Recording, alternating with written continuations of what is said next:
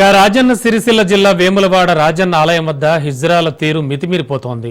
సోమవారం రాజన్న సన్నిధికి వచ్చిన భక్తులపై హిజ్రాలు దాడికి దిగారు. అడిగిన డబ్బు ఇవ్వలేదనే కోపంతో కొట్టారని ఆవేదన వ్యక్తం చేస్తున్నారు భక్తులు. గతంలో కూడా అనేక మార్లు భక్తులపై దాడి చేసినట్లుగా చెబుతున్నారు.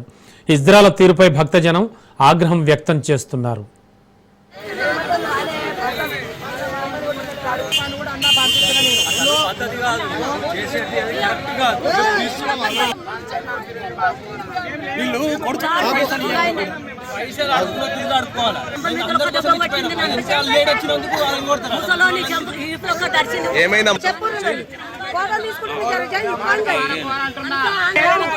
భక్తులు ఇబ్బంది పెట్టద్దన్న దర్శనానికి వస్తాం, ప్రేమతో అడుగుతూ ఇస్తాము, లేకపోతే లేదు. భక్తులని నీకు ఇష్టం ఉంటే అడుగు.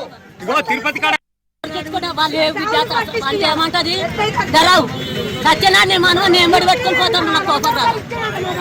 దేవుని కాడికి వచ్చిన దర్శనం సత్యనారాయణ నీ మనమని పెట్టుకుని వాళ్ళు ఏమైనా కొట్టుకున్నావన్న చెడువి మనం ఒక్కటే పెట్టిండు కదా అది ఉన్నాడు